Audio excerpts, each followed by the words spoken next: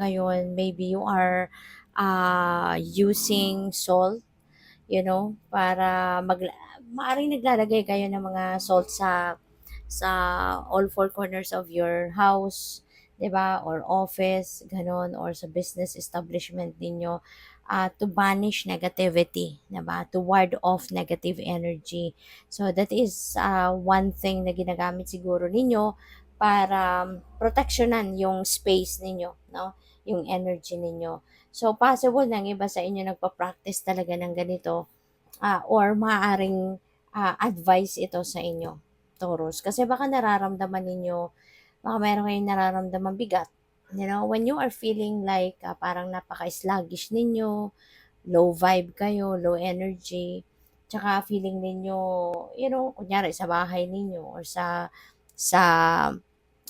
kwarto ninyo o kaya sa opisina ninyo or sa business establishment ninyo, 'di ba? Business space ninyo, parang ang bigat ng energy.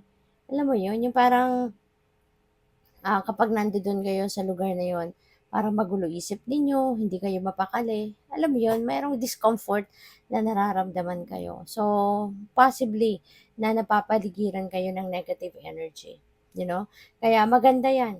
You can use the salt, put it in a small glass or bowl, 'di ba? At maglagay kayo sa lahat ng corners ng bahay ninyo, all four corners ng opisina ninyo or ng ano ninyo, ng business establishment ninyo kung nagninegosyo kayo. You can also put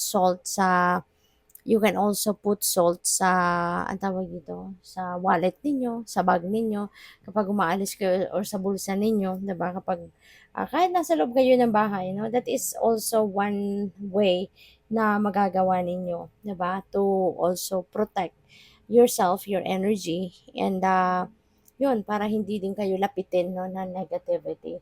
And dito sa card, yan, salt, so ito mga nasa gilid, parang ano yan eh. Ito parang evil eye, parang necklace or charm. Ito mga nasa gilid na yan, parang ano siya, para siyang mga stones, no, or crystals. So, pwedeng gumamit din kayo ng mga ganon, no? Ano yung mga protective stone, black tourmaline, black obsidian, 'di ba? Ano pa ba? Amethyst, ganyan. At saka, yun yung mga kadalasan kong ginagamit eh, Yung tiger eye, 'di ba? Pwedeng ganun din ang magagamit din nyo yan, protection din, no, sa energy field ninyo, ganun. So, yeah.